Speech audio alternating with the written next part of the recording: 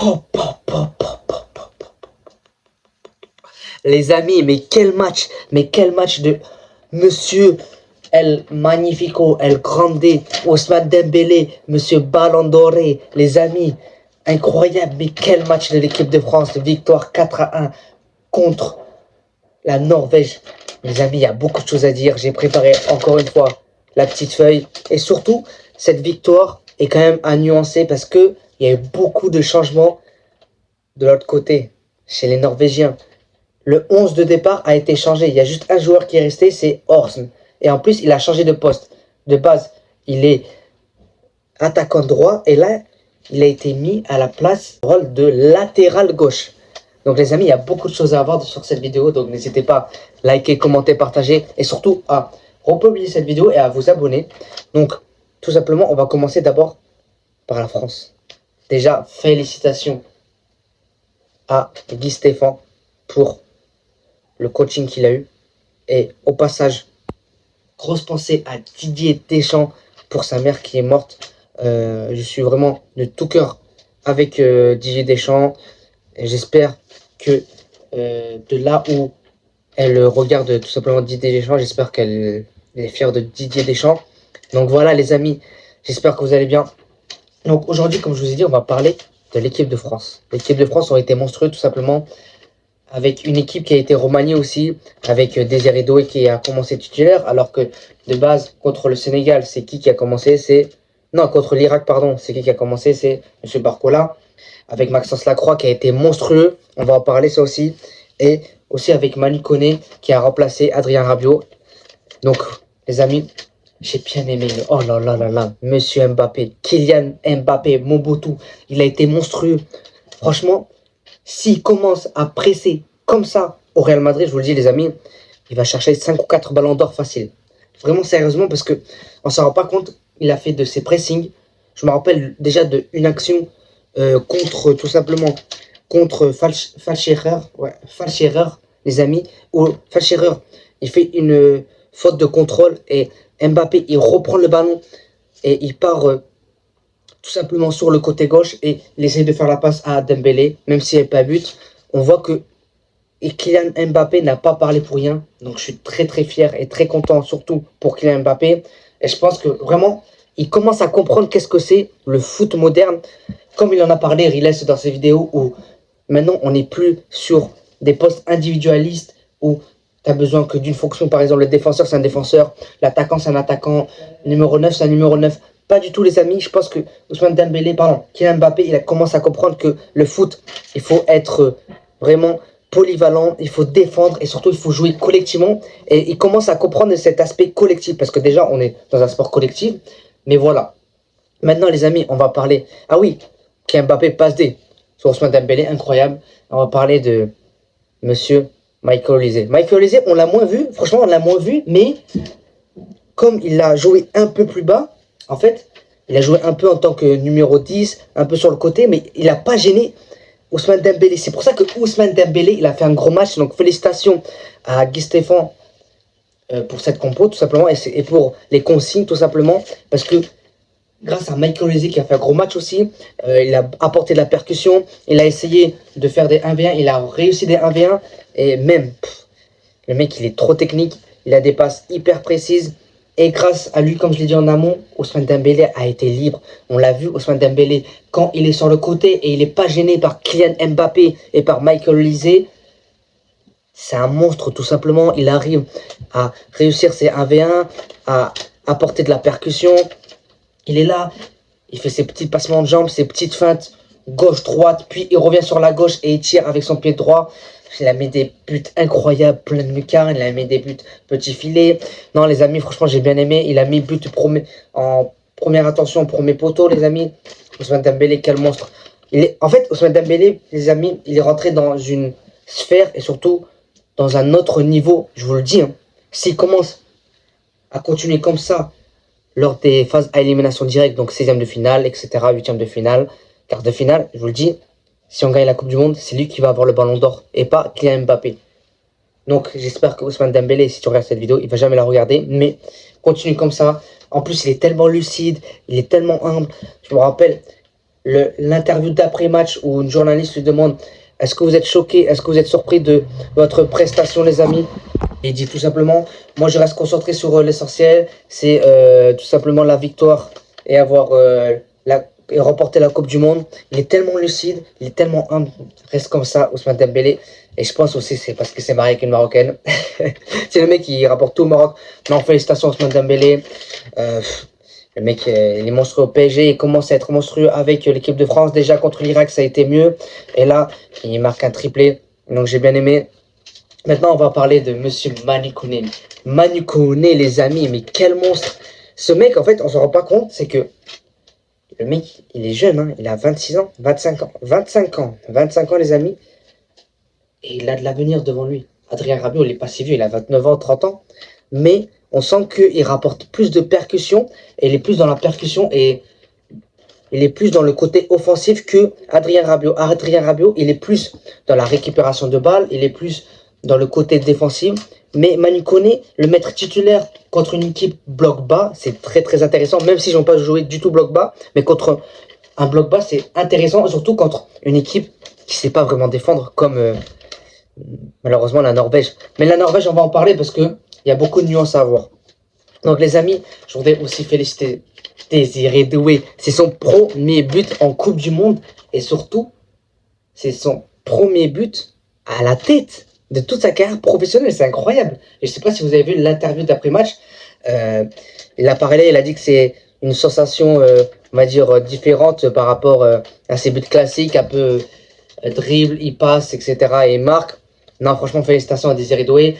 Même si la première mi-temps a été vraiment mauvaise, perte beaucoup de ballons, il a perdu beaucoup de ballons, il a été peu précis au niveau des passes, mais bon, franchement, j'ai bien aimé Désiré Doué. Maintenant, on va parler de Maxence Lacroix. Maxence Lacroix qui a été titulaire. Et franchement, Maxence Lacroix, avec Crystal Palace, déjà, il est monstrueux. Et là, il est aussi monstrueux, les amis. Il a été cohérent. Il a été bon dans les jeux aériens. Il a bien couvert parce que, franchement, contre Oscar Bob, c'est pas facile. Hein. Oscar Bob, il a fait un gros match, les amis. Donc, je voulais féliciter, Maxence Lacroix pour ce match parce qu'il a été titulaire au début. Il a fait un peu, comme on dit, des gourdes. Enfin, il a fait un peu des fautes, des passes un peu mal placées, des passes peu précises. Mais bon, au final, il a été cohérent, les amis. Donc, les amis, comme je disais, Maxence Lacroix était hyper cohérent. Franchement, j'ai bien aimé son match. Mais il faut faire attention des fois à des passes, comme j'ai dit, avec des manques de précision. Mais bon, j'ai bien aimé. Oh là là là là. Tayo Upamecano. Sur ce match, il a été, malheureusement, vraiment, il a été mauvais. Et c'est vraiment triste à dire. Surtout, les deux premières touches de balle. Il a refait la passe au Norvégien, j'ai pas compris. Est-ce que c'est le stress, est-ce que c'est la fatigue, je sais pas. Après, il s'est remis dans le match petit à petit, mais voilà. Je le connais, par contre, franchement, je le critique, moi le premier. Mais franchement, là, il a été très très bon, les amis. Et désolé au passage pour le bruit. C'est tout simplement un aspirateur. Mais voilà. Je le connais, comme j'ai dit, les amis, il a été très très bon. Comme je disais, Jules Koundé a été très très bon dans l'équipe combinaison avec tout simplement Ousmane Dembélé. Donc franchement, j'ai bien aimé, même défensivement, il a été bon.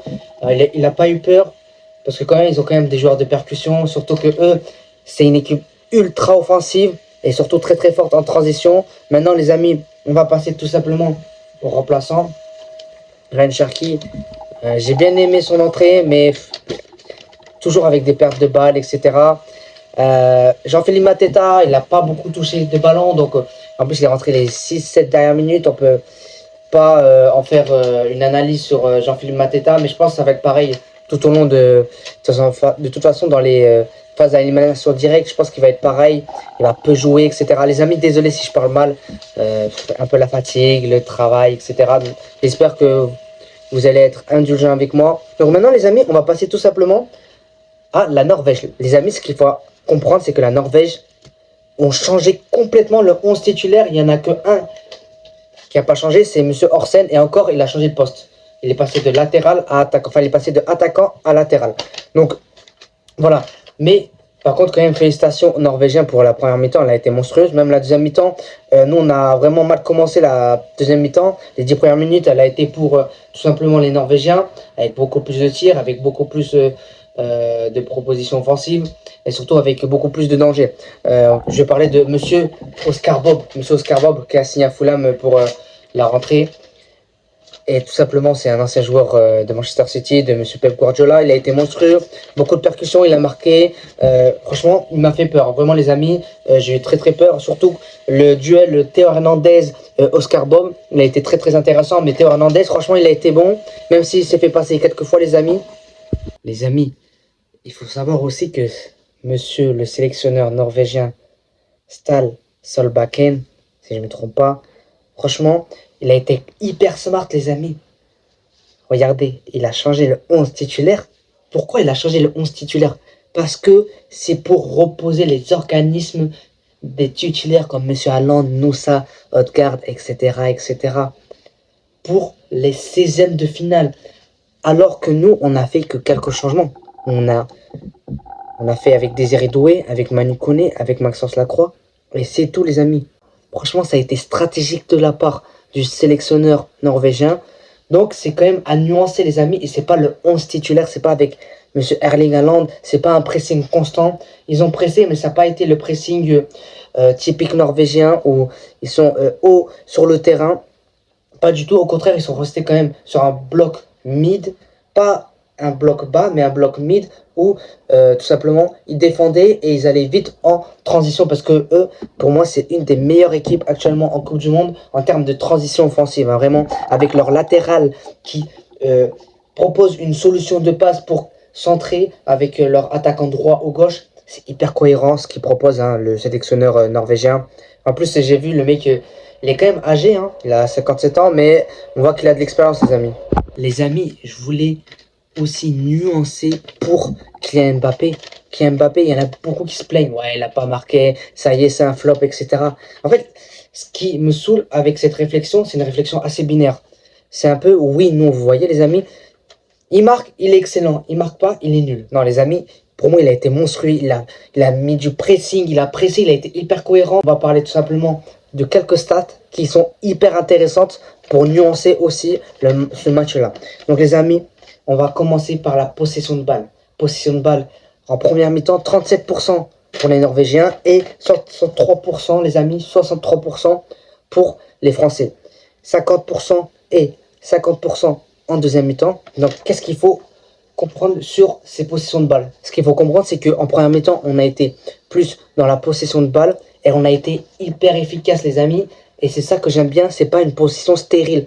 Par contre, en deuxième mi-temps, on a baissé en intensité, on a été moins rigoureux, moins sérieux. Surtout, on l'a vu les 10 premières minutes où on a perdu beaucoup de ballons, où les Norvégiens poussaient énormément et c'était souvent dans notre surface de réparation, tout simplement. Et après, on a réussi à partir de là, allez, 75e, 65e minute, à être plus cohérent, à être plus sérieux. Et c'est là où on est revenu au même niveau d'égalité avec les Norvégiens en termes de possession de balle, en termes d'offensive aussi. Donc j'ai bien aimé tout simplement la France, l'équipe de France dans cette première mi-temps. Franchement, elle a été excellente. Mais la deuxième mi-temps, elle a été moins bonne. Mais quand même, ils se sont réveillés. Donc j'ai bien aimé leur mentalité. Et au passage, on va parler aussi des expected goals. Faut me féliciter dans les commentaires. J'ai réussi à le dire du premier coup. Ça, c'est incroyable. En termes d'expected goals, les amis, je l'ai dit une deuxième fois. Première mi-temps, en deuxième mi-temps, 1,29. Regardez, c'est ce que je dis et c'est cohérent avec la deuxième mi-temps pour la Norvège. 1,29 pour les Norvégiens et 0,27 pour les Français. Ça veut dire quoi? C'est-à-dire qu'en fait, il manque d'efficacité, les Norvégiens, mais ils ont créé beaucoup plus d'occasions pour marquer. Alors que en deuxième mi-temps, les Français ont largement moins créé d'occasions pour marquer, mais tout simplement, ils ont eu beaucoup plus de réalistes et d'efficacité et de finesse en termes de finition, les amis.